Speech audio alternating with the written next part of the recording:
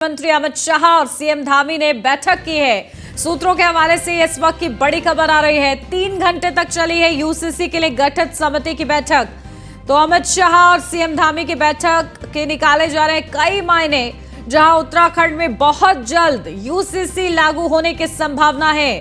तो सूत्रों के हवाले से यह बड़ी खबर आपको बता रहे हैं। गृह मंत्री अमित शाह और सीएम पुष्कर सिंह धामी कि ये बैठक, साथ में जो मुलाकात है वो बेहद ही ज्यादा खास मानी जा रही है। इस बैठक के कई मायने भी निकाले जा रहे हैं, जहां ये संभावना है कि बहुत जल्द उत्तराखंड में यूसीसी लागू किया जा सकता है। तो 3 घंटे तक चली है बैठक।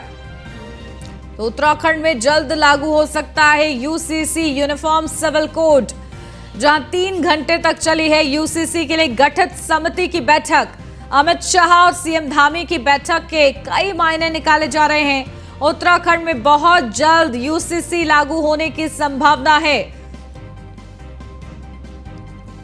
तो ये बड़ी अपडेट इस वक्त की हम आपको बता दें। सूत्रों के हवाले से बड़ी खबर रही है। गृह मंत्री अमित शाह और सीएम धामी की बैठक हुई है और इस बैठक के कई मायने निकाले जा रहे हैं, क्योंकि समिति लगातार विचार विमर्श कर रही है। यूसीसी को लेकर अपना पूरा ड्राफ्ट तैयार किया जा रहा है और इसी के साथ साथ अब ये मुलाकात गृह मंत्री अमित शाह और सीएम पुष्कर सिंह धामी के बीच, इसके भी कई मायने हैं। अपडेट ले लेते हैं। हमारे ब्यूरो चीफ सुदीप जैन हमारे साथ जुड़ गए हैं। सुदीप, क्या कुछ अपडेट मिल रही है? गृह मंत्री अमित शाह सीएम धामी के बीच बैठक, कई मायने, यूसीसी को लेकर चर्चा की संभावना है, क्या कुछ अपडेट? बैठक चूंकि दिल्ली में हुई है तो यूनिफॉर्म सिविल कोड को लेकर केंद्रीय गृह मंत्री अमित शाह और मुख्यमंत्री पुष्कर सिंह धामी के बीच चर्चा हुई है। और जानकारी ये भी बता रहे हैं कि मुख्यमंत्री का दौरा बहुत अहम है, क्योंकि उत्तराखंड की नई कैबिनेट को तय करने जा रहा है।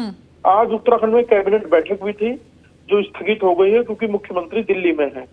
तो केंद्रीय गृह मंत्री अमित शाह से मुख्यमंत्री की मुलाकात में यूसीसी के साथ साथ कैबिनेट को लेकर भी कोई ना कोई चर्चा जरूर हुई होगी, क्योंकि उत्तराखंड में कैबिनेट के 4 पद रिक्त हैं और जिसमें से जो परिवहन मंत्री थे चंदन रामदास, उनका निधन हुआ था, जबकि 3 पद लगातार रिक्त चले आ रहे हैं। तो ये महत्वपूर्ण है मुख्यमंत्री की मुलाकात, और 3 दिन का उनका दौरा बताया जा रहा है, जिसमें आज वो केंद्रीय मंत्री नितिन गडकरी से भी मिलने का उनका कार्यक्रम प्रस्तावित है, जो कि पहले पिछले दौरे में भी था, परंतु किन्हीं कारणों से मुलाकात नहीं हो पाई थी।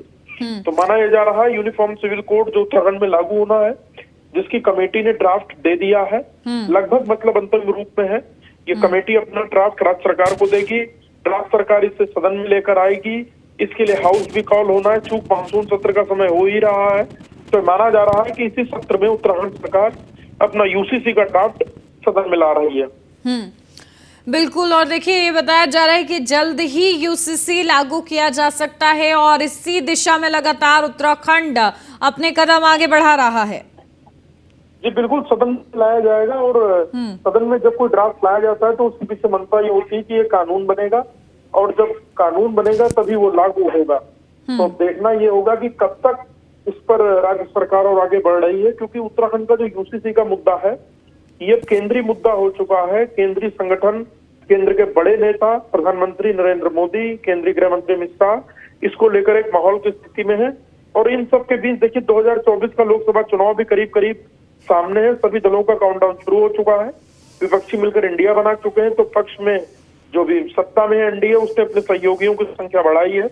इन सब के बीच भारतीय जनता पार्टी का मौजूदा लोकसभा चुनाव में यूसीसी भी एक बड़ा शस्त्र होगा, जिसको जनता के बीच ले जाके एक बड़े एजेंडे के रूप में, एक बड़े काम के रूप में प्रस्तुत करेगी।